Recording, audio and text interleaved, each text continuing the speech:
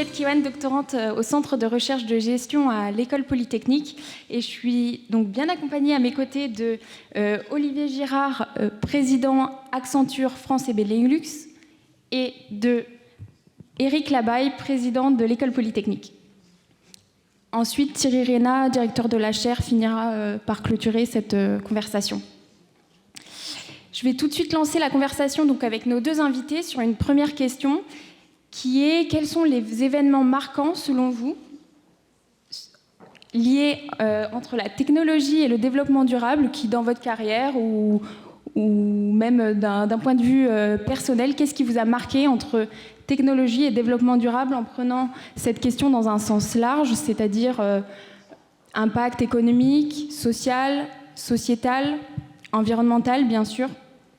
Et je vous laisse débuter cette discussion. Merci beaucoup.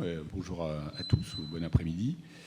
Moi, je vais commencer simplement, on parlait avec Thierry avant, un peu dans l'année passée, quels ont été peut-être quelques facteurs marquants, et j'en retiendrai au moins 3. Le premier, c'est que la géopolitique est maintenant de plus en plus liée à la sustainabilité ou la durabilité au développement durable.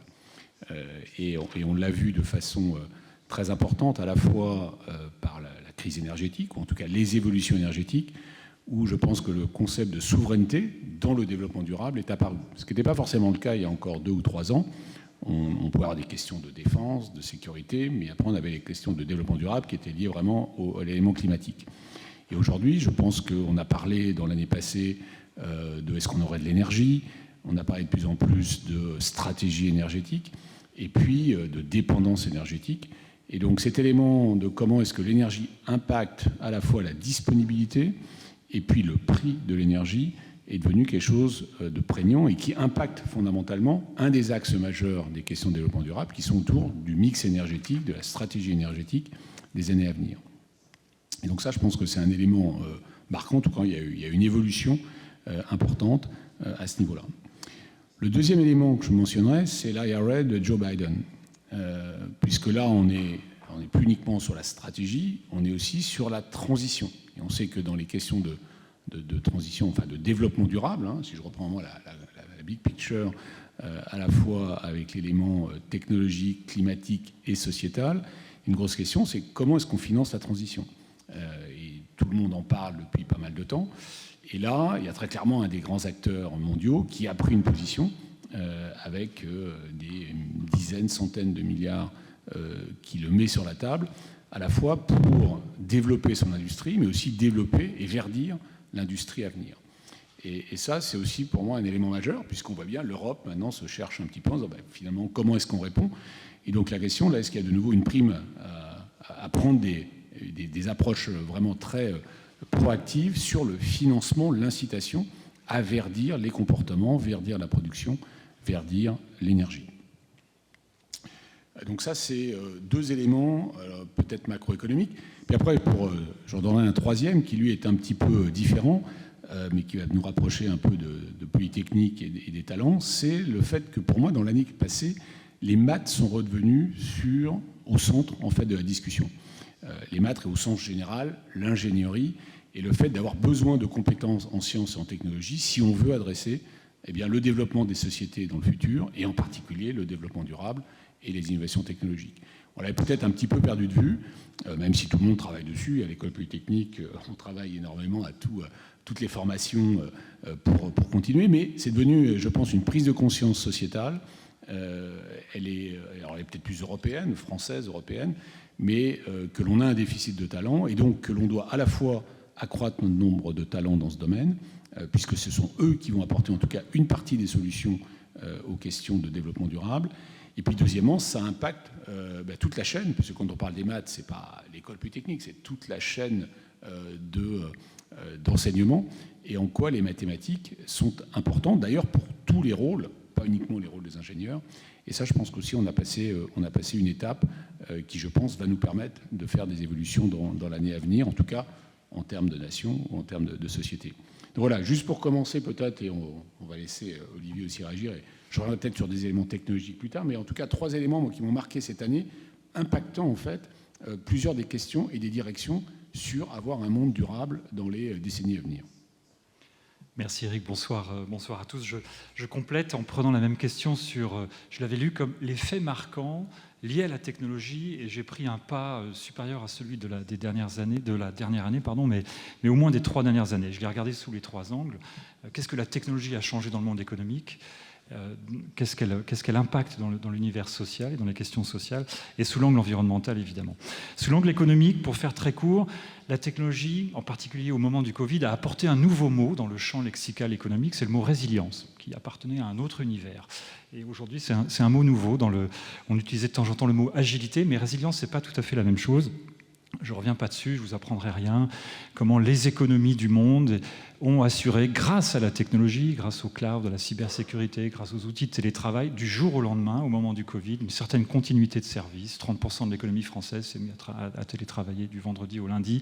On l'oublie de temps en temps. La technologie était derrière cette capacité à être résiliente. Le deuxième, pour moi, événement majeur, c'est que l'innovation a fait que, enfin, la science et la technologie se sont rassemblées pour produire des innovations beaucoup plus profondes. Quand je regarde la décennie 2010, ce que la technologie a surtout apporté, c'est des choses autour de la relation client. On a simplifié l'accès à des produits avec des grandes plateformes qui, en quelques clics, nous rapprochent de produits et de services. Mais il n'y a pas d'innovation produits et services tant que ça dans les 10 dernières années. Quand vous regardez, par exemple, mon exemple préféré, qui est celui du vaccin contre le Covid, Moderna ou d'autres, expliquent très bien qu'ils ont réussi cette innovation parce qu'ils maîtrisaient d'un côté l'ARN messager, donc quelque chose de scientifique, et de l'autre côté, ils disposaient de la puissance de calcul du cloud, parce qu'ils avaient besoin de cette puissance de calcul du cloud pour être capables de faire tourner des modèles pour sortir un vaccin. Donc là, on voit bien que la technologie et la science s'assemblent pour faire quelque chose qui est une innovation bien plus profonde que, même si c'est évidemment très intéressant, que de travailler sur des parcours clients quand il s'agit d'accéder à un produit ou un service. Le dernier volet du plan économique, c'est que on va vers une économie digitale. Plus on va vers une économie digitale, plus la cybercriminalité devient un fait établi, et pas simplement la cybercriminalité des cybercriminels, je dirais, ordinaires, mais même celle des États cybercriminels, qui est beaucoup plus compliquée. Donc ça, je dirais, c'est le champ économique et l'impact de la technologie dans le champ économique. Sur le champ social, il y a un vieux débat, je suis sûr que vous le connaissez chez les économistes, entre la technologie est-elle vraiment capable d'apporter de la productivité, oui ou non? Est-ce qu'on sait mesurer la productivité de la barre de recherche de Google? C'est une question, c'est un débat sans fin pour plein d'économistes, et il n'y a pas encore de réponse là-dessus. Mais il y a beaucoup de gens qui sont plutôt déçus en se disant « vous promettez beaucoup sur les gains de productivité de la technologie et on ne les a toujours pas vraiment vus ». Je crois qu'avec tout ce qui se passe en ce moment, vous avez la session d'avant en parlait, je crois qu'on arrive vraiment cette fois-ci devant des horizons et des nouveaux paradigmes de productivité. Et c'est intéressant parce qu'il y a des études, plus en plus d'études, ça c'est pas besoin là aussi d'aller très en profondeur, qui démontrent à quel point on a besoin de talents technologiques et à quel point on est à court de talents technologiques dans le monde entier. Malgré le fait que le Covid ait fait tomber des barrières sur l'accès à des talents nearshore ou offshore. Même quand on additionne ces talents-là, il en manque. Il manque aujourd'hui 2 millions d'experts en cybercriminalité dans le monde. Et on ne sait pas les inventer. On fait ce qu'on peut sur le volet des formations, on accélère, etc. Et il en manque toujours. Donc ça pose cette question-là. En tout cas, la technologie crée de l'emploi. C'est même un levier d'insertion. Ça, c'est un sujet qui est moins connu et qui est intéressant. On pense souvent que la technologie, on a besoin d'avoir fait des études scientifiques, que c'est davantage réservé aux garçons qu'aux filles. Et en fait, c'est faux, évidemment. Et c'est un très beau levier d'insertion. S'il y a des questions tout à l'heure sur ce sujet-là, je me ferai un plaisir de détailler à quel point des structures d'insertion sont capables de ramener des gens qui étaient très éloignés de l'emploi vers des emplois de nature technologique. Il faut prendre le sujet à l'envers et arrêter de chercher 2 millions de cybercriminels, mais de cyberspécialistes, pardon, et décomposer leurs activités en plusieurs jobs pour être capable de trouver des candidats pour remplir ces fonctions-là. Le dernier volet, c'est l'environnement. Là aussi, il y a quelque chose qui a complètement changé. C'est-à-dire, il y a 5 ans, il y a 10 ans, l'empreinte carbone de la tech n'était pas un sujet. Aujourd'hui, on sait très bien, vous savez très bien que si on tire les traits de la croissance des data centers, de l'utilisation de la technologie B2C, B2B, on est aussi le problème, eh bien, à 2030, ce sera entre 12 et 14%, et là, c'est un véritable problème. Donc ça, maintenant, c'est un problème bien connu. Et en même temps, on sait très bien qu'on a besoin de la technologie pour optimiser en permanence. c'est le temps réel, c'est l'utilisation de la data, c'est de moins l'IoT qui sera avec la 5G un peu partout, qui rendra de plus en plus d'objets intelligents des immeubles, la mobilité, qui permettra d'être plus fine, plus économe dans la consommation des ressources. Donc là, il y a un paradoxe intéressant, une contradiction qu'il va falloir travailler, c'est qu'on a besoin de technologie pour être plus fin dans la dépense et dans l'utilisation des ressources, mais on a besoin d'une technologie qui soit aussi plus sobre, et on a besoin d'utiliser mieux la technologie. Voilà, donc je trouve que le bilan est quand même plutôt positif parce que voilà, on crée de l'emploi, l'innovation n'a rien à voir avec celle des 10 dernières années. Et le couple science-technologie n'est qu'au début de son histoire. C'est un grand facteur de résilience et d'amortisseur de choc dans les crises qu'on connaît. Et au lendemain du Covid, on ne s'attendait pas à en avoir autant. Et donc maintenant, c'est un fait établi qu'il faut être capable de digérer des crises comme ça. Et la technologie est un allié. Ça pose bien d'autres questions, mais ça, ce sera peut-être la deuxième question. Voilà. Je voulais vous poser une deuxième question liée aux perspectives, mais vous y avez déjà quand même répondu entre donc, financement, empreinte carbone, cybercriminalité, mais je vais vous laisser l'opportunité peut-être de creuser un peu plus ces questions, de savoir quels sont, selon vous, les points d'attention qui méritent d'être creusés dans les années à venir, justement, concernant technologie et société, et quelle est la place des entreprises dans ces enjeux-là ? Alors, je peux commencer peut-être justement pour continuer sur la technologie, puisque premier élément peut-être de réponse à votre question, c'est qu'on doit continuer à approfondir nos investissements dans la tech. Et la tech, c'est large. C'est-à-dire que la tech, justement, aujourd'hui, ce qui est intéressant, c'est que les champs d'application, Olivier le disait, sont multiples, quasiment tout. On a plus de la moitié du PIB mondial qui est impacté par la technologie directement. Mais surtout aussi, et c'est peut-être un des points importants, il faut mettre plusieurs disciplines ensemble pour réussir quelque chose. C'est-à-dire que historiquement, on pouvait dire on a une révolution de l'énergie, on a une révolution du computer, des ordinateurs, une révolution dans la santé. Et aujourd'hui, et c'est d'ailleurs un des axes de travail qu'on a à l'Institut Polytechnique de Paris, c'est de vraiment regarder en interdisciplinarité sur différents sujets. Que ce soit l'énergie, que ce soit l'IA, que ce soit la santé, que ce soit la cyber, que ce soit les matériaux, qui sont parmi les sujets que l'on regarde, que ce soit aussi le lien art, sciences et société, puisque là on a aussi toute une évolution du digital et comment la société va opérer un peu dans un monde virtuel. C'est un peu ça les technologies qui me semblent importantes d'avancer, et à tout moment on doit mettre toutes les disciplines ensemble. Donc ça, pour moi, c'est un des sujets importants, de s'assurer qu'on a bien les liens, parce que les sauts technologiques viennent de plusieurs disciplines qui se rencontrent.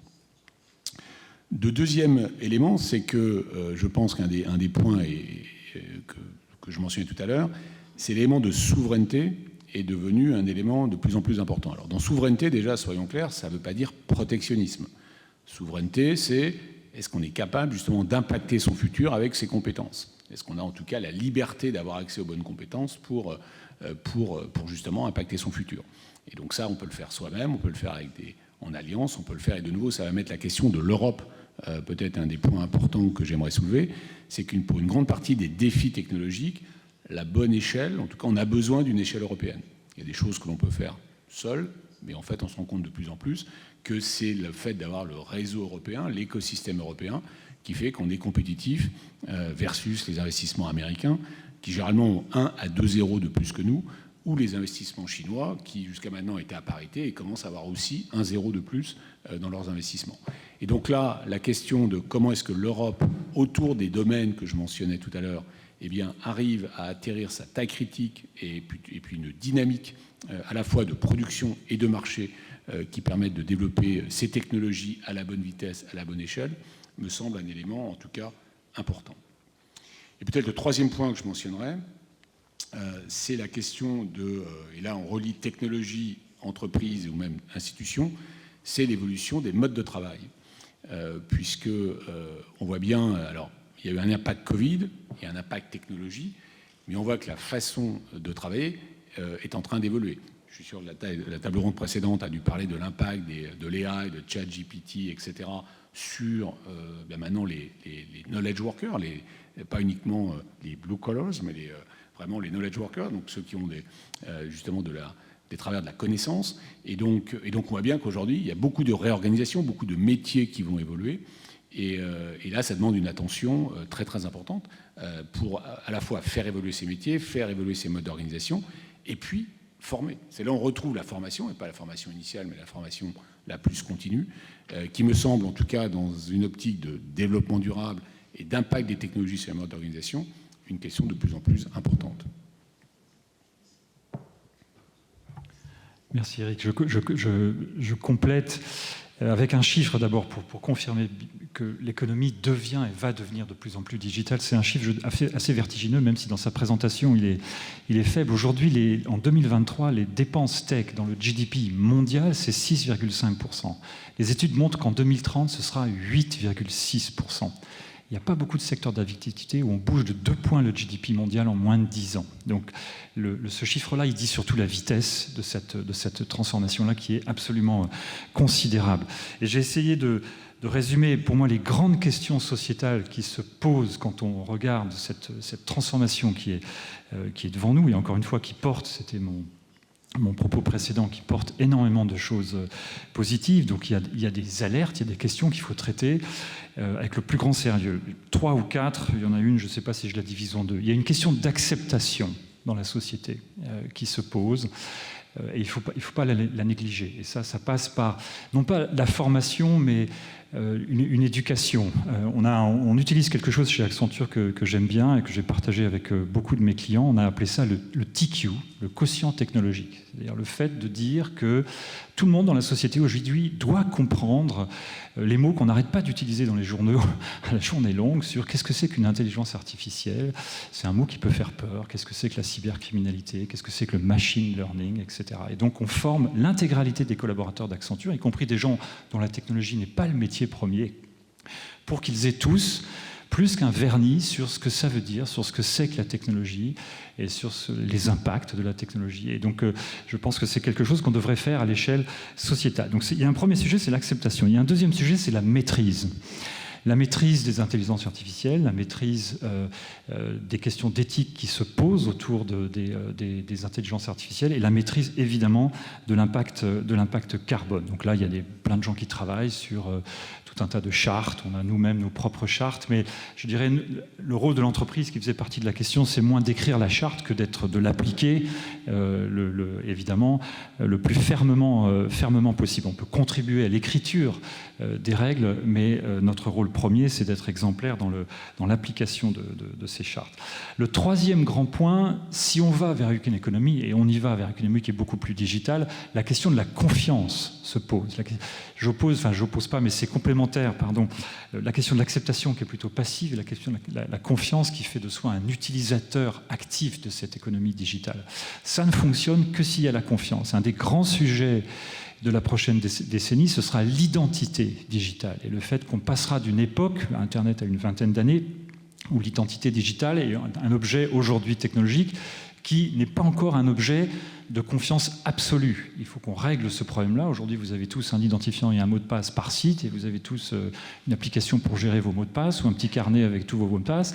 Demain, il faut qu'on aille vers un monde où cette question de l'identité digitale, elle est bien mieux réglée, bien mieux posée, où cette identité sera capable d'embarquer d'autres parties de vos données à vous, et ce sera votre choix à vous, etc. Ça, c'est un des grands sujets de demain pour être capable d'évoluer à un autre niveau de confiance dans une économie digitale. Et puis le dernier point, Eric l'a cité plusieurs fois, la géopolitique et les questions de souveraineté viennent aujourd'hui interagir avec les questions technologiques. Donc là, il y aura des questions liées aux souverainetés, liées aux stacks américaines, aux stacks chinoises, à ce que veut faire l'Europe en termes de règlement.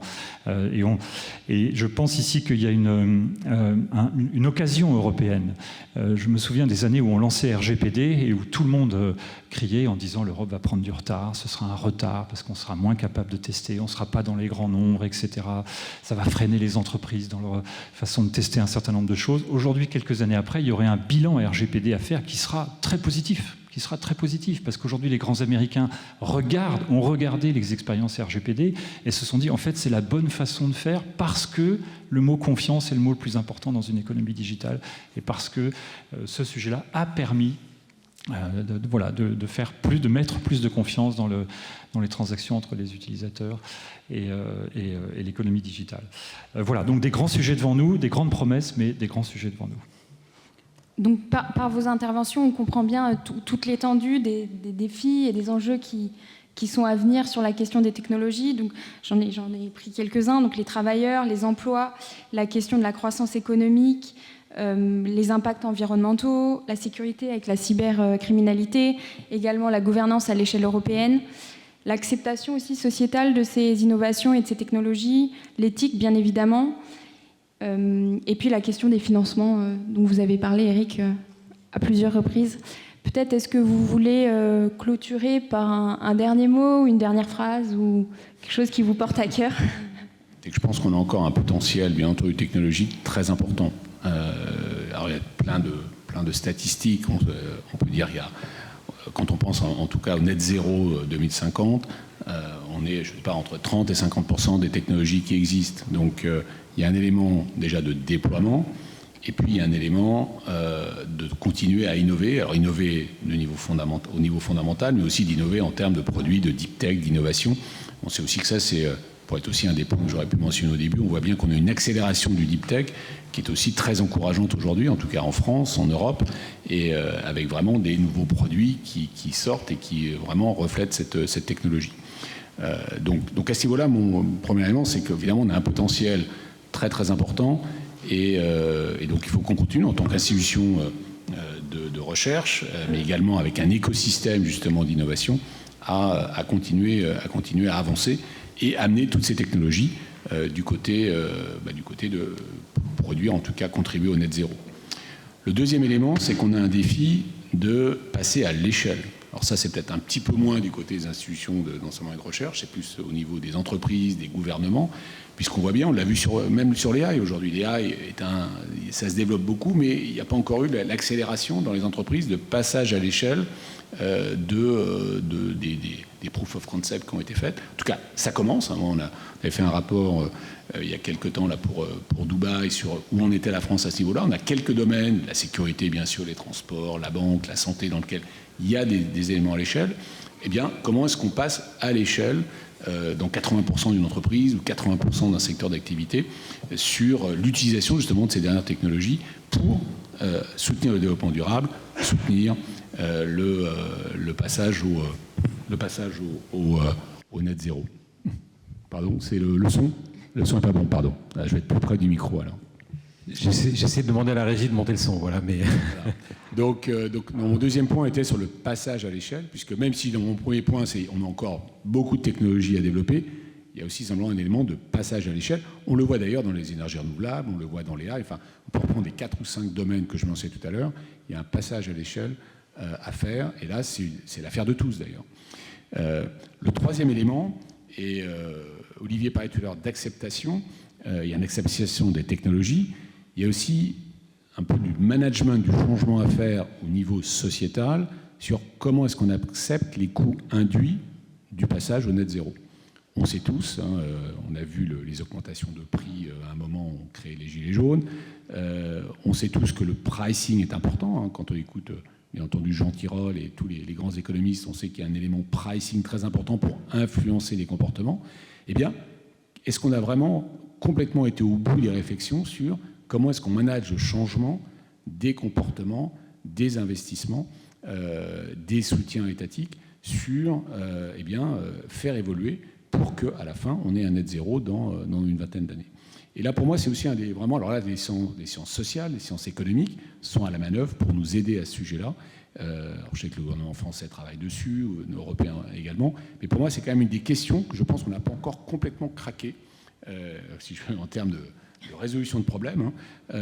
Comment est-ce qu'on évolue et après, comment est-ce qu'on fait la pédagogie, puisque dans tout ça, il faut évidemment de l'acceptation, de la pédagogie pour expliquer, et comment est-ce qu'en fait, on est en train de changer un système de production. C'est quand même assez fondamental, un système de production qui a été bâti dans les 50 dernières années, enfin en tout cas les dernières révolutions d'énergie et d'informatique. Et bien là, on est en train de le changer. Et pour ça, eh bien, il faut avoir une vraie compréhension du management du changement des incentives que l'on donne, et puis à la fin, qui paye entre les financements directs d'entreprises, les aides étatiques, etc. Donc voilà, donc peut-être comme troisième point, moi c'est la chose qui me préoccupe le plus aujourd'hui, c'est ce management du changement, puisque je pense que sur les points précédents, on aura des nouvelles technologies en cours de développement, on va passer à l'échelle aussi dans les différentes institutions, mais est-ce qu'on a bien la bonne dynamique sociétale autour de ces questions ?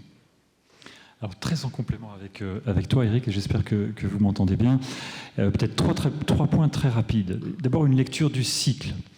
On calcule un indice de disruption chez Accenture, qui est la somme de tout un tas de changements économiques, sociétals, technologiques, scientifiques, j'en passe et des meilleurs, démographiques. Et quand vous regardez cet indice-là sur les années 2005-2015, par rapport à 2015, et même d'ailleurs c'est 2017-2022, on est dans un rapport de 1 à 100. Donc on vit un moment, et il y a un moment devant nous, de profonds changements, de rupture, que ce soit dans tous les domaines que j'ai cités, mais en particulier dans les domaines scientifiques et techniques. Donc on est au début de quelque chose. C'est ce point-là que je voulais surtout partager. Moi, j'ai le sentiment qu'on est au début de quelque chose. Ce n'est pas un point qui est toujours partagé. Quand j'en discute autour de moi, on a l'impression qu'on est déjà dans une révolution ou qu'on est sur un plateau. Pour moi, on est au début de quelque chose sur ces volets-là. La deuxième chose, c'est que les Anglais disent souvent « we don't know what we don't know ». Donc on est au début, on est dans une phase exploratoire. Et donc il faut qu'on aille explorer, et en particulier qu'on mette énormément d'énergie, non pas toujours sur les sujets techniques eux-mêmes, mais sur les cas d'usage, et que notre imagination nous fasse concevoir des cas d'usage qui poussent et qui utilisent au maximum les possibilités de la science et de la technologie. Je pense qu'aujourd'hui, notre imagination n'est pas assez appelée à l'aide pour utiliser le mieux possible les possibilités très incroyables de la science et de la technologie. Et le dernier point, c'est une anecdote. J'ai revu il n'y a pas très longtemps un des plus beaux cas, et je ne vous embêterai pas avec le détail de ce cas, un de nos cas américains dans le monde des telcos sur l'intelligence artificielle, sur comment l'intelligence artificielle aidait à faire quelque chose dans ce secteur industriel-là. Et les ingénieurs qui me présentaient ce cas-là ont fini en me disant « Olivier, il ne faut jamais laisser une IA toute seule ». On va commencer par les questions et puis ensuite s'en suivra un temps de rétrospective de la chaire, des activités de la chaire par Thierry Reyna. Du coup, j'ouvre le temps de questions si certains ou certaines d'entre vous... Waouh, 4 ou 5 questions déjà. 5. Merci. Moi, je trouve que dans le débat, je suis Olivier Tenaillon, donc je suis enseignant en écologie et évolution à l'école. Et moi, vous avez parlé d'acceptabilité, de confiance, mais il y a un terme qui manque, c'est quand même redistribution. Et en fait, au niveau de toutes les technologies, on a les potentialités de redistribution. On voit ChatGPT, moi ça me permet d'écrire en anglais comme un anglo-saxon, donc ça permet éventuellement à un enfant qui n'a pas une famille éduquée d'avoir un support à l'éducation. Mais quand on commence à monétariser et compagnie, elle se pose la question de l'égalité d'accès et de la redistribution. Et pour la confiance, aujourd'hui, on a quand même une crise de confiance par rapport à la redistribution des technologies qui, depuis plus d'un siècle, sont accaparées un petit peu. Et du coup, il y a quand même quelque chose là-dessus où la potentialité est là, mais la finalité n'est pas toujours. Merci. Xavier Litrico, directeur scientifique de Suez. Oui, moi, j'ai une question du même ordre, dans le même sujet que ce qui vient d'être évoqué. On parle d'éducation, en fait, et d'acceptabilité. Un truc qui me frappe quand même, c'est que, en fait, l'acceptabilité de ChatGPT, c'est juste la technologie qui a été utilisée le plus rapidement. Je crois que pour arriver à 1 million d'utilisateurs, ça a pris moins d'1 mois, ou je ne sais plus. Donc en fait, 100 millions en 2 mois. Pardon, merci pour l'ordre. Je me suis trompé de 2 ordres de grandeur, excusez-moi. C'est pas très bien pour un ingénieur. Mais oui, et donc finalement une acceptation qui est très rapide. Enfin, voilà, donc d'un côté, des gens, un nombre de personnes qui va l'utiliser de façon très rapidement. Et d'un autre côté, je pense aussi beaucoup de gens laissés sur le carreau parce qu'ils ne sont pas habitués, parce qu'ils n'ont pas un quotient technologique suffisant pour l'utiliser. Et donc pour moi, je pense que la question, plutôt que de l'éducation, elle est comment on travaille ce sujet de différence d'accès, finalement d'inégalité, hein, et qui va augmenter avec le temps. My question is short and sharp. We can have as much technology as possible, but for sustainability, in the end, to implement technology and policies across France and through countries, the most important. Do the speakers think that spreading the word about carbon emissions, climate change, and the seriousness of it, and the public need to embrace that fact so that new technology can be implemented to help reduce carbon footprint, etc., etc., etc. Je veux bien commencer sur, en tout cas, une partie des questions. Sur la partie redistribution inégalité d'accès, on voit bien aujourd'hui que c'est d'ailleurs quand on voit la vraie inégalité, elle est toujours sur l'accès à. Enfin, en tout cas dans ce pays, puisqu'on a une redistribution, on a des pays qui ont le Gini coefficient le plus faible, donc on a une redistribution économique. Par contre, il n'y a pas forcément une égalité d'accès. Et donc ça, d'ailleurs, c'est un des points importants dans la partie sustainability. On parlait des talents. Il y a est-ce que tout le monde peut avoir justement l'éducation qui lui permet de contribuer dans les années à venir. Donc ça, c'est un des travaux. Alors moi, je peux parler à l'école polytechnique, c'est un des points importants sur lesquels on travaille. Je pense au système éducatif collectivement. Quand je mentionnais les maths tout à l'heure, ça s'appliquait à tout le monde d'ailleurs. Le point, pour moi, le fait que tout le monde se rend compte que les maths sont importants dans l'éducation primaire et secondaire, pas uniquement dans des concours aux grandes écoles, ça, pour moi, ça fait partie de l'égalité, de l'accès justement à avoir une éducation qui permet d'être un joueur, un acteur, pas un joueur, un acteur dans l'économie de demain. Et ça commence en primaire enfin même maternelle, on va dire, mais au moins en primaire. Donc sur cet élément-là, c'est intéressant aussi de voir que la discussion n'est pas la même dans tous les pays du monde d'ailleurs. Parce qu'il y a certains pays, on voit bien les pays asiatiques, ont très clairement mis l'éducation, l'accès d'éducation au cœur de leur stratégie de développement. Donc nous, on l'a peut-être un petit peu perdu de vue. Et ça, je pense, en tout cas, il y a une prise de conscience, c'est ce que j'essayais de dire tout à l'heure. Et on se doit en tout cas que les fondamentaux soient là et que tout le monde ait l'accès ensuite, après, évidemment, à toutes les études possibles. Donc ça, c'est un premier point. Et le deuxième point, and do you want to French is okay, or because I can switch in English too on the last question, the question on carbon emission. In fact, I wanted to make sure I understood the question because you said obviously there is a net zero objective for 2050. There is the mic is up, so I don't know. It's maybe the room. But we didn't mention directly this. The objective is net zero 2050. So the question is, how do you orchestrate all the actions to get there? And I do believe that right now there is a stronger understanding on the energy production.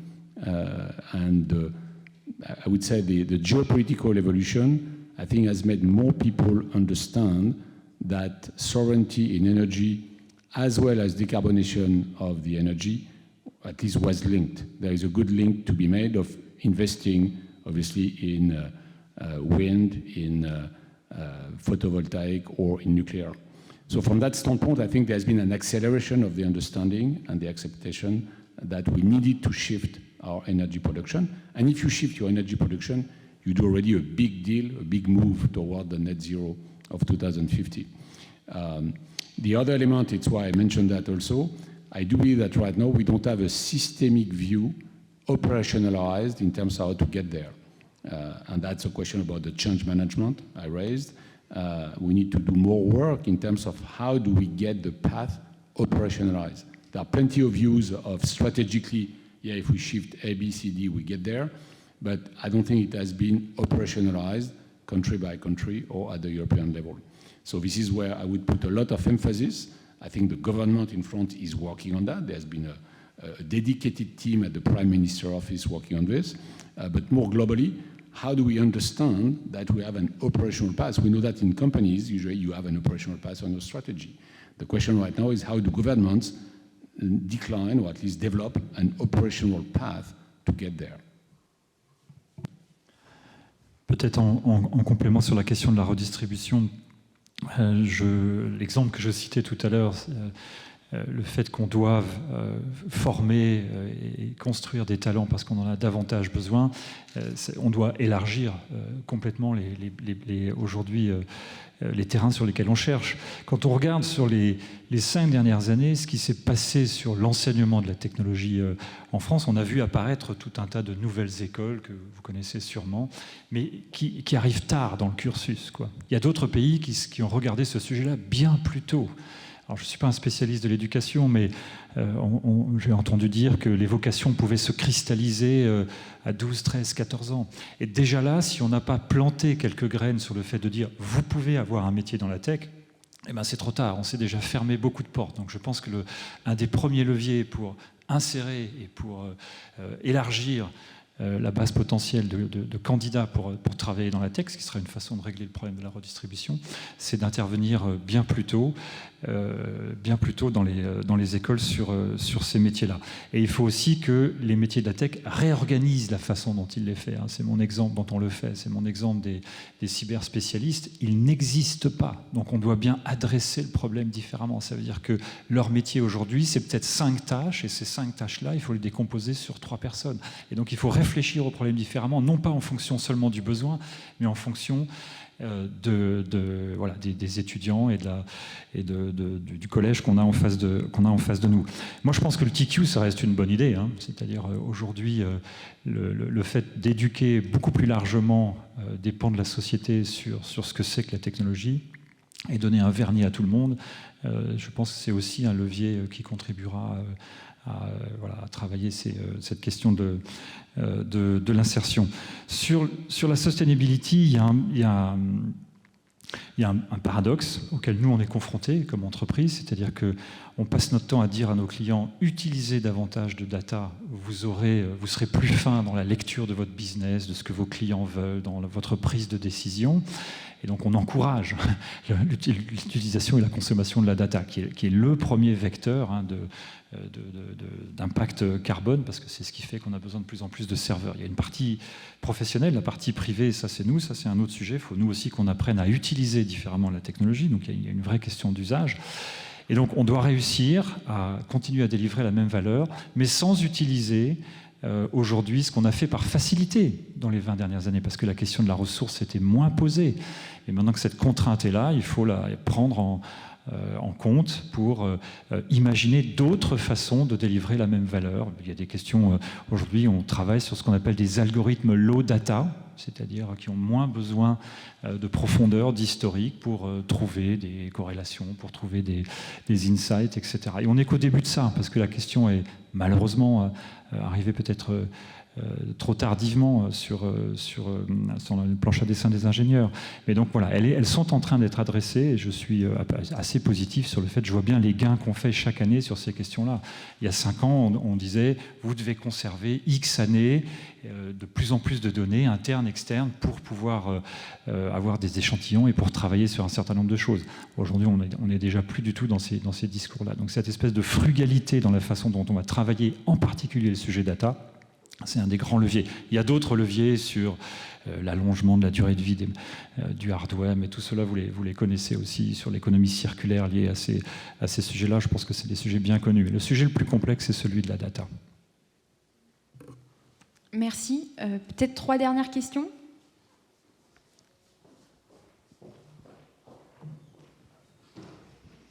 Bonjour, merci pour cette conférence qui était très intéressante.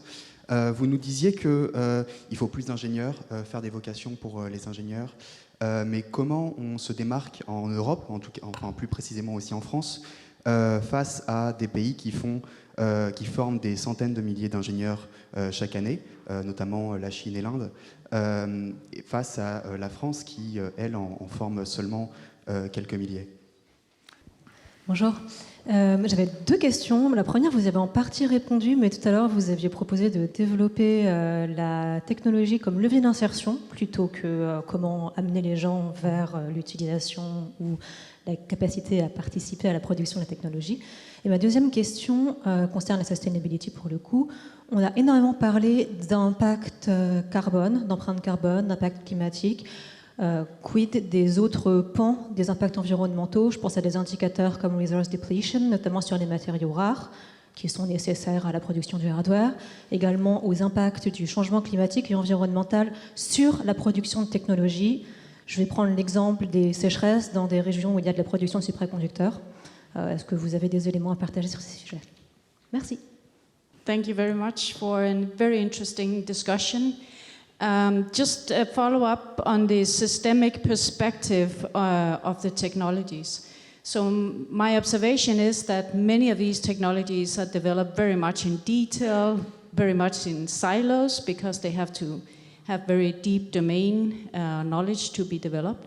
So clearly we need a systemic perspective to get this operational path or map that you talked about. But the point is a little bit lost when it gets to who.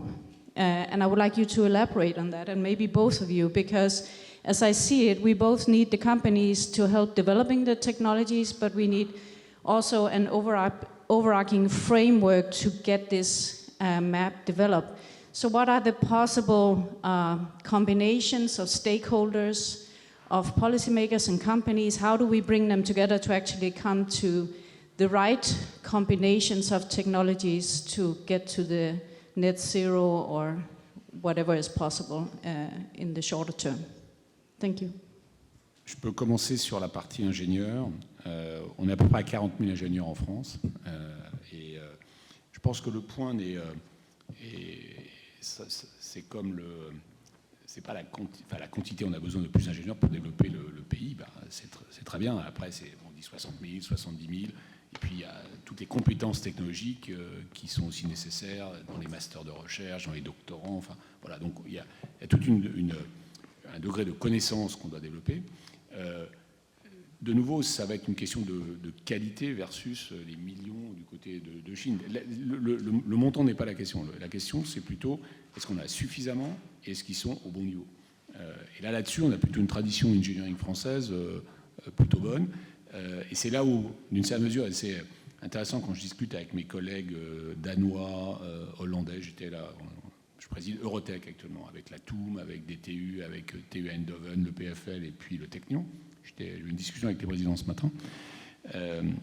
Et ce qui est intéressant de regarder, c'est que leur transformation à eux, c'est de passer de thématiques assez disciplinaires à des thématiques pluridisciplinaires. Pour eux, la grande évolution des 5 à 7 dernières années, c'est que leurs programmes d'ingénieurs sont devenus pluridisciplinaires. Et ce qui est intéressant, ils me posaient la question en disant « Mais et toi, tu fais comment ?» Et je leur ai dit « Mais nous, depuis 1794, on fait du pluridisciplinaire. » Donc, cette petite anecdote, juste pour dire que je pense que là, on a plutôt une formation, alors qui toujours doit être à la pointe, et on est en train de la transformer, toujours avoir les bonnes approches, mais le fait qu'on ait des diplômes, enfin en tout cas une formation pluridisciplinaire d'ingénierie en France, est plutôt quelque chose de pertinent aujourd'hui au vu des défis que l'on a. Puisqu'on voit bien que les défis, eh bien, ils demandent plusieurs disciplines. Alors, c'est aussi plusieurs personnes autour d'une table. Je ne dis pas qu'une seule personne va tout faire toute seule, mais cette approche-là est plutôt bien.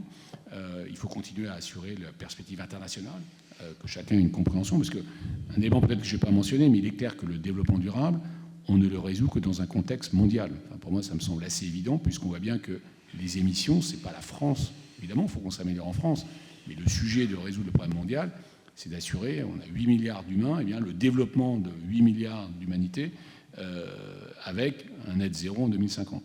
Et donc, la compréhension aussi, vue de France, de quels sont les enjeux, pas uniquement géopolitiques, mais aussi même technologiques et économiques du reste du monde.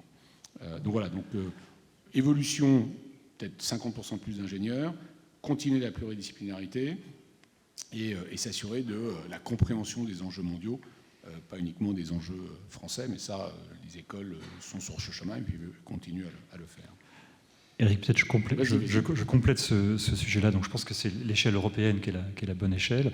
Après, les quantités sont les quantités. On ne peut pas changer ça. On va s'appuyer sur la qualité et sur la tradition. Par contre, je voudrais dire une chose. Je pense qu'il y a une occasion de leadership en Europe sur les questions de B2B. Les techno B2C, les grandes plateformes américaines ont déjà gagné la bataille, et ça, je pense qu'il faut avoir la lucidité de dire qu'on ne reviendra pas dans ce jeu-là. En revanche, dans l'univers du B2B, l'Europe est déjà un leader.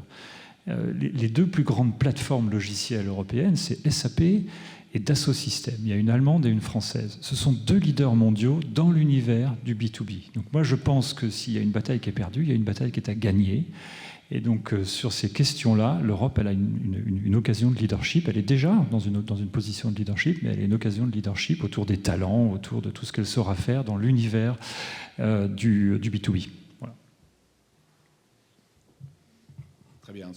Peut-être sur la question, vous avez parlé des matériaux. Moi, j'ai toujours en tête que quand je pense aux vraies révolutions technologiques, j'ai toujours 4 piliers en tête. Un pilier qui est autour de l'énergie, un pilier qui est autour de l'informatique, computer science et toutes ces questions, un pilier qui est autour de la santé, puisqu'on voit bien dans toute la révolution génomique, et puis le 4e pilier, c'est les matériaux.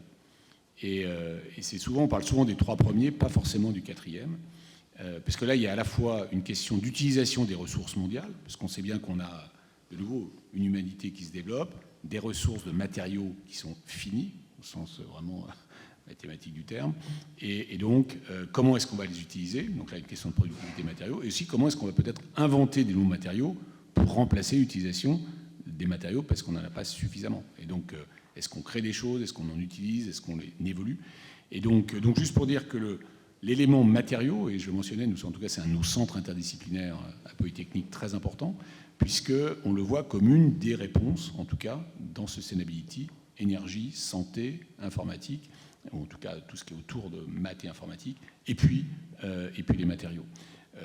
Là-dessus, il y a toujours, je pense qu'aujourd'hui, on n'a pas toujours, on le regarde peut-être domaine par domaine, une vision il y a une vision sur le pétrole d'aujourd'hui, mais surtout les matériaux, le lithium par exemple, utilisation, quel est vraiment le besoin de lithium en 2050, si tout devient électrique. Je crois qu'aujourd'hui, il y a pas mal de débats là-dessus. Est-ce que c'est possible, pas possible? Mais on peut se dire aussi qu'il y aura sûrement des nouvelles évolutions de matériaux entre maintenant et 2050 sur les batteries des véhicules. Donc, voilà. Donc, ça mériterait un approfondissement important avec pas mal de personnes autour de la table. Mais juste pour dire que cette révolution des matériaux me semble aussi importante que les 3 autres. Voilà, peut-être pour compléter, c'est une question effectivement intéressante, mais elle est très ouverte parce que tout n'est pas réglé. Moi, je dirais qu'il y a 3 leviers pour traiter du problème. Il y a la mise en commun, il y a la R&D, Eric vient d'en parler, il y a la mise en commun, et puis il y a l'économie circulaire. Il y a des secteurs de l'industrie où l'économie circulaire, c'est déjà mieux que dans la technologie, réutiliser des composants du passé. Dans l'industrie automobile, il y a quelques exemples qui commencent à être intéressants, dans d'autres industries aussi. L'industrie de la tech doit faire son apprentissage de l'économie circulaire bien plus qu'aujourd'hui. La mise en commun, on n'est qu'au début de la mise en commun. Le cloud est une forme de mise en commun, puisqu'on arrête chacun d'avoir ses serveurs et qu'on consomme un service qui est, en théorie, on-demand. Un tiers du parc applicatif mondial a migré dans le cloud.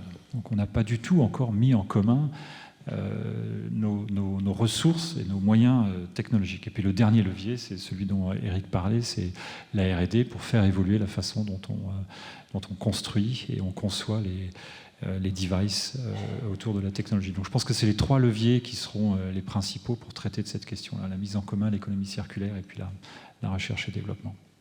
Merci. Merci beaucoup à vous deux, Olivier et Eric. Je vais maintenant passer la parole à Thierry Reyna pour faire une rétrospective des derniers mois et des activités de la chaire sur cette dernière année. Merci beaucoup. Et puis j'en profite pour remercier vraiment tout le monde, alors tous nos intervenantes et intervenants aujourd'hui, vous pour vos questions et évidemment remarques, et puis bien évidemment à la superbe équipe de cette chaire qui a fait en sorte que cet événement se passe absolument magnifiquement bien dans cet environnement. Voilà. Donc l'idée, c'est, je ne vais pas prendre trop de temps, parce que de toute façon, il y a un buffet qui nous attend. L'idée, c'était d'en profiter, puisque vous êtes captifs, pour vous donner 2-3 éléments de ce qu'on a fait dans cette chaire, outre cet événement. Alors, avant de le faire, on m'a redemandé le lien pour les workshops de mise en pratique. Donc, vous avez le QR code là-haut. Il reste quelques places si vous voulez vous inscrire. Donc, workshops qui auront lieu demain et après-demain à la fois sur le campus de Polytechnique et dans le 13e arrondissement à Paris. Voilà. Et on m'a aussi redemandé le lien pour l'événement plus académique qui aura lieu jeudi sur le campus de Polytechnique, avec 3 speakers qui nous parleront de ces thématiques de développement durable et de technologie, et un concours de pitch, ma thèse en 180 secondes. Voilà. Donc vous avez le lien, puis vous avez le QR. Alors je ne sais pas qui était là l'année dernière pour les précédentes rencontres, donc je me suis dit qu'il fallait peut-être se rappeler un petit peu quel était le point de départ de cette chaire. Et déjà, il y avait un premier parti pris qui était, effectivement, on parle beaucoup de l'urgence climatique.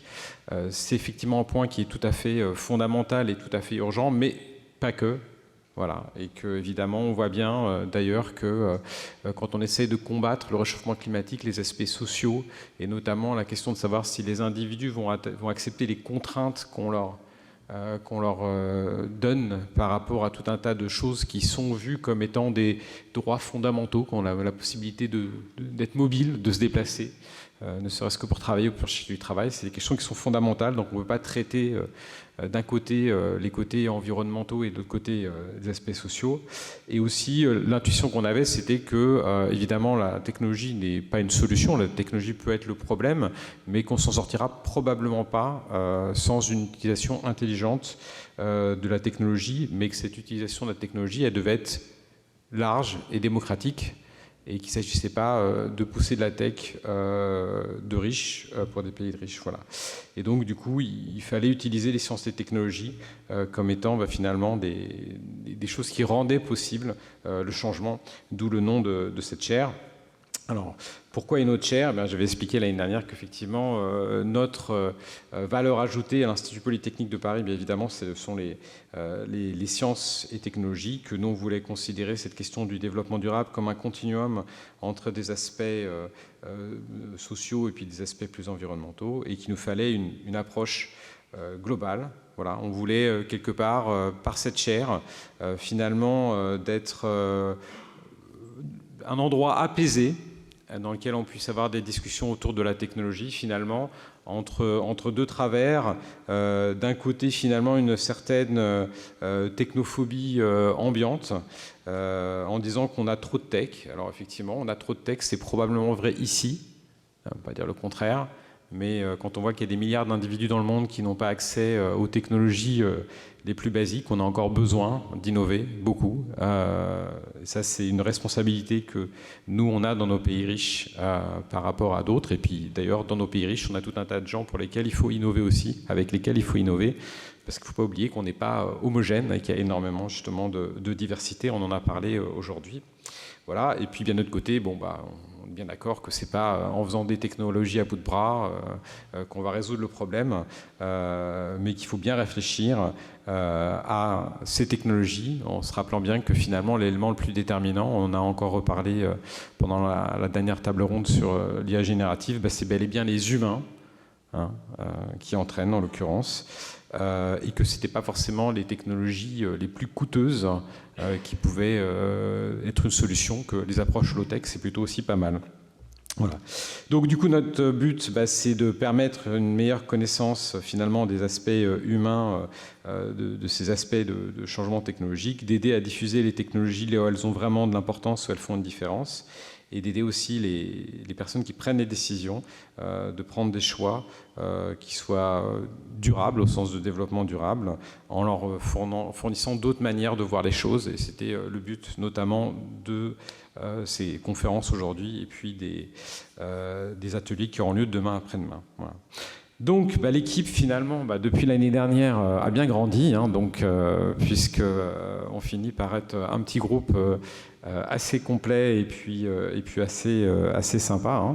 Donc vous avez vu la plupart des gens qui sont sur ici ont été présents aujourd'hui et ont filé un gros coup de main, donc je les remercie beaucoup. Et puis l'idée, c'était de faire une petite rétrospective par rapport à ce qui s'est passé depuis l'année dernière, depuis la dernière rencontre. Alors je vous promets de ne pas être exhaustif, parce que sinon je crois qu'on en a encore pour 3 heures.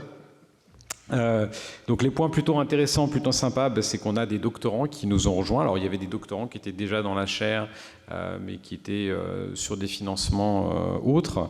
Là, on a dans le cadre de cette chaire, on a des financements qui sont prévus pour des doctorants. Et donc on a 3 doctorants qui nous ont rejoints récemment. Natasha Buch, qui nous a rejoint il y a tout juste quelques jours, et qui est donc sous la direction de Simcha Zhong sur la question de comment se construit des écosystèmes d'innovation pour la santé numérique en Afrique subsaharienne.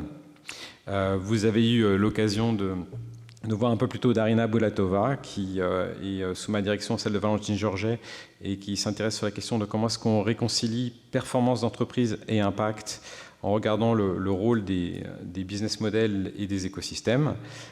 Vous avez aussi vu c'était pas ce matin, mais en début d'après-midi, Mahmoud Radwan, qui est encadré par Pilar Acosta et Mette Knudsen, et qui travaille sur la question de la circularité et de l'eau, et notamment la question critique des partenariats publics-privés liés aux questions des technologies pertinentes à l'eau. Et puis donc c'était tout à fait le thème de cette première table ronde aujourd'hui.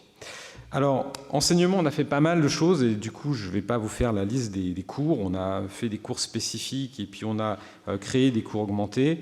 On a eu la chance d'avoir l'opportunité de pouvoir filer un coup de main au niveau du certificat développement durable de l'École Polytechnique et au niveau de la semaine du développement durable de l'École Polytechnique. On a aussi encadré des projets d'étudiants. On fait pas mal d'executive education dans le cadre d'Executive Master, de l'Executive Master de l'École Polytechnique et puis de programmes pour diverses entreprises.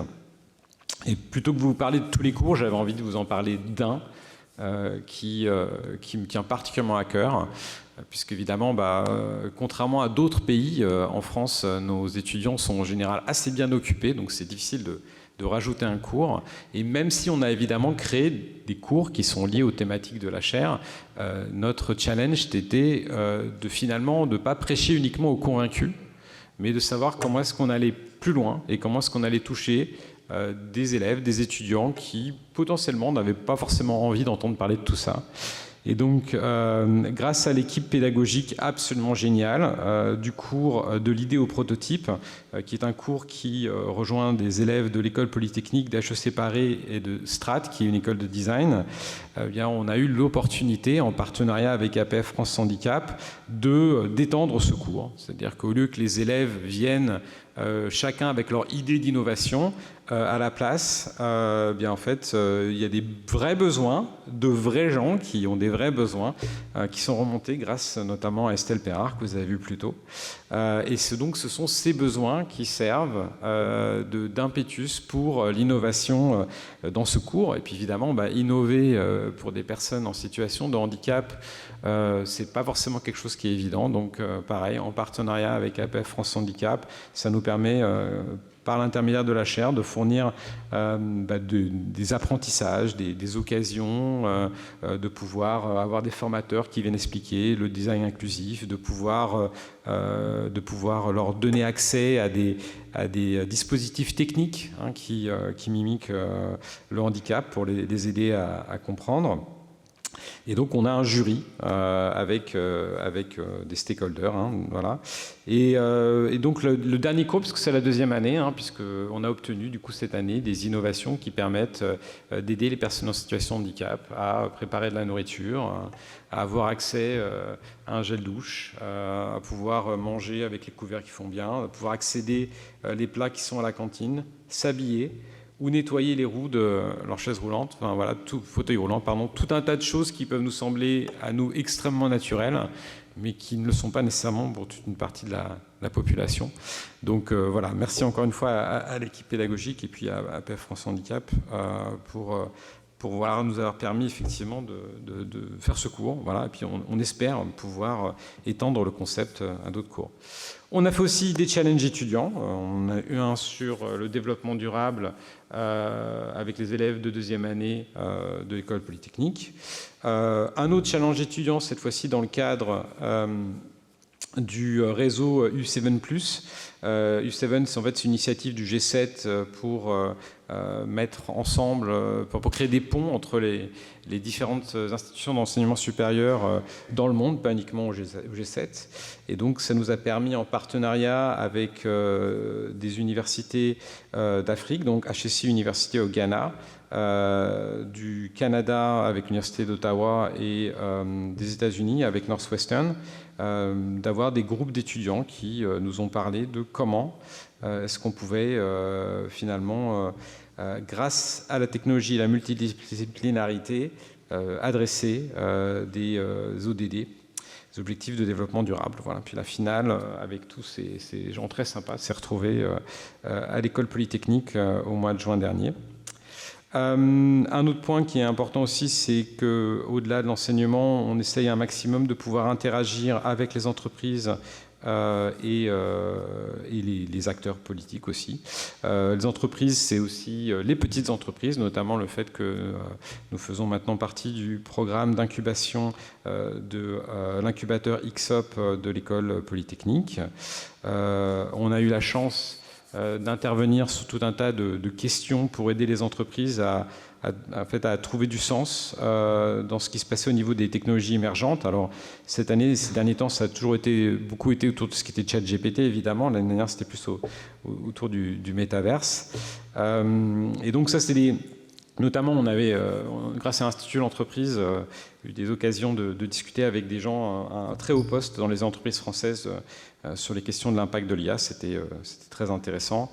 De manière similaire, j'ai eu la chance de partager une conférence de presse avec Patrick Koller, le CEO de Forvia au CES, sur comment est-ce que finalement, pour réinventer la mobilité, il ne s'agit pas de donner un véhicule électrique avec une batterie de 600 km à tout le monde, mais bel et bien de trouver des moyens d'avoir une approche personnalisée qui soit basée sur les besoins des utilisateurs, qui implique aussi le fait de pouvoir remobiliser et réutiliser des équipements existants.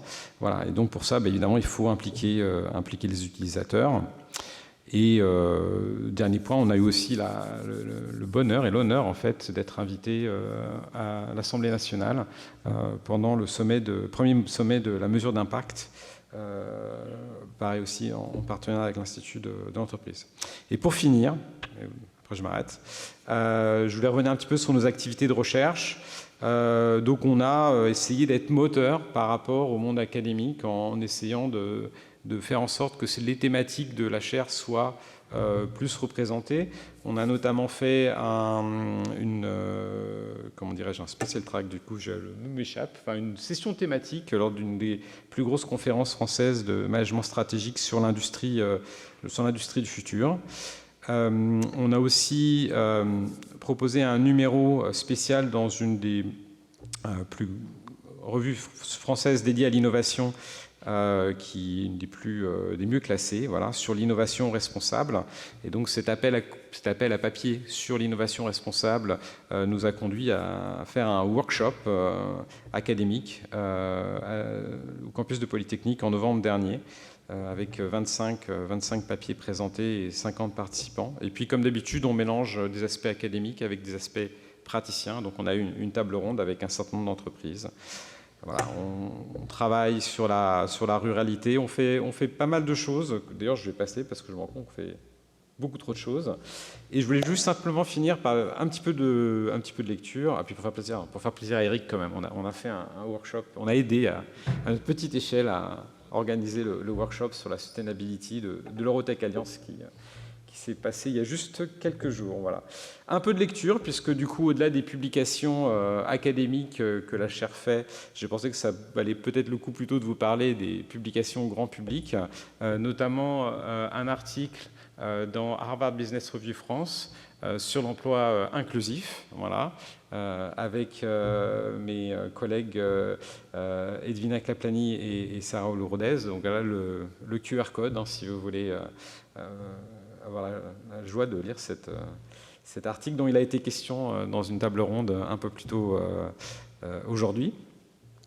Une autre publication, cette fois-ci dans Polytechnic Insight. Alors, Polytechnic Insight a été un vrai vecteur de diffusion de nos recherches. Donc on les remercie beaucoup à chaque fois d'accepter nos articles quand ils sont pertinents. Donc notamment un sur une manière de réconcilier finalement performance d'entreprise et impact, qui discute d'une méthodologie dont on traitera dans 2 ateliers demain et après-demain. Donc pareil, QR code, si ça vous intéresse. On a également parlé des bénéfices inattendus de l'impression 3D. Alors ça, c'était un article pour quelqu'un, c'est pas moi qui l'ai écrit, mais pour quelqu'un qui a travaillé sur l'impression 3D, on avait beaucoup parlé de bénéfices de l'impression 3D, puis on avait un peu tardé à les venir. C'était quand même très intéressant de voir des chercheurs qui se posaient la question, qui arrivent à trouver des bénéfices écologiques là où on ne les attendait pas nécessairement. Et un petit dernier, voilà, c'est de mes collègues Mette Knudsen et Maria Fredriksson sur comment est-ce qu'on peut, finalement, comment est-ce que les grands groupes peuvent mobiliser les startups sur leurs problématiques d'innovation, et comment est-ce qu'au lieu de demander à des startups de pitcher leur technologie, si finalement ce sont les groupes qui pitchent et les startups qui répondent, on arrive à des choses très intéressantes, d'où le concept de Reverse Shark Tank. Voilà. Donc voilà, je vais m'arrêter là. Je vous remercie beaucoup. S'il y avait encore des questions, je suis tout à fait prêt à y répondre. Et puis sinon, s'il n'y a pas de questions, j'aurai le plaisir de vous retrouver dans quelques minutes autour du buffet. Merci encore de nous avoir rejoints. Merci d'être restés. Merci beaucoup à Eric, Olivier et Juliette, bien entendu, pour cette dernière séance. Voilà. Et puis, questions si vous en avez. Et sinon, vous ne vous sentez pas obligé. On aura l'occasion de discuter autour du buffet. Voilà. Merci beaucoup.